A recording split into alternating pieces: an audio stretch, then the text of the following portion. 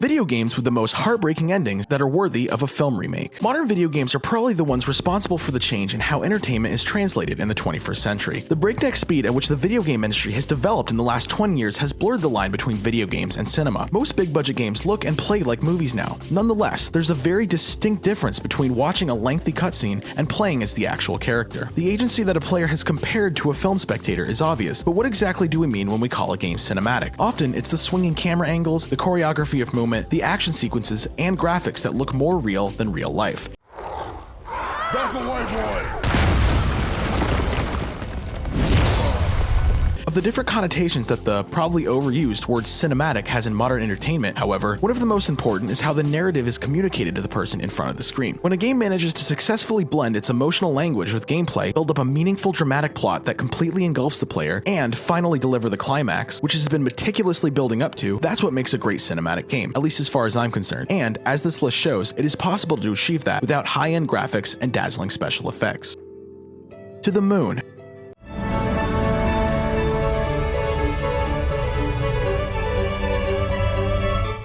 There's no other word in the English vocabulary that sums up the game in one word better than the word heartbreaking. To the Moon is a game that plays as if you were in a pixel art interactive movie, with its gameplay as primitive as its soundtrack. Upon finishing it, however, you understand that it is a powerhouse of storytelling, not falling behind Charlie Kaufman, Eternal Sunshine of the Spotless Mind, and Ray Bradbury.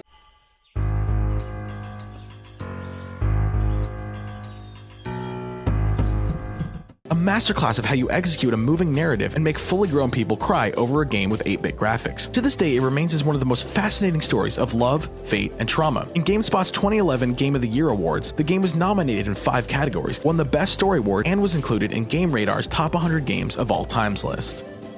Shadow of the Colossus. This 2005 classic excels in 3 crucial areas that almost every filmmaker wishes for his or her movie: atmosphere, story, and camera action.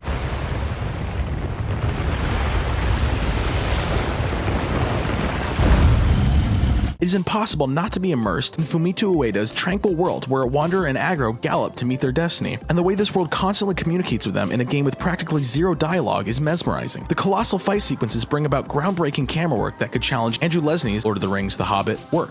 We're part of the domain of cinema. This, combined with the overall oral presence of the game and its barrier-breaking storytelling, leaves us no choice but to acknowledge that, above all, Shadow of the Colossus excels in something that most games lack nowadays: originality. Firewatch. Hey, do you see that? Yeah, I think so. That thin plume of smoke? Campo Santo's critically acclaimed debut is a reminder of how little you really need to tell a compelling story. The whole backstory of your character Henry and his life story is presented in a brief interaction fiction session at the start of the game, and there's very little action throughout the entire plot that comes after that, as you find yourself in something close to a walking and talking simulator. That said, however, Firewatch is one of the most heartfelt and soul-crushing storylines in the history of gaming, which is delivered through fantastic voice acting, amazing sound design, and beautiful scenery. What also makes Firewatch unique is that it definitely belongs to the very, very small list of games that play better if you're at least 25 years old. They left half a bottle of whiskey. Decent stuff. Drunk pyromaniacs. Fucking great. It is the story of a 40-year-old man running away from his life, trying to find a shelter in the Wyoming wilderness, rendered as an interactive thriller fueled by the inescapable sense of isolation. This game plays you throughout your journey, as you have a growing feeling of the presence of something supernatural and mysterious, and at the same time, you will witness Henry being crushed to the ground by the realities of life. Firewatch is all about the lemons that adult life gives you, and uses the medium of gaming to deliver a very serious message to the player in a matter that is truly cinematic. Hollywood has seemingly picked up the story as well. There are talks that a movie adaptation is in the works, and that Snoot Entertainment, which produced 2018's Blindspotting, is in charge of the picture. Spec Ops: The Line. To anyone who can hear me, I'm the commander of an American evacuation force. We're here to rescue you.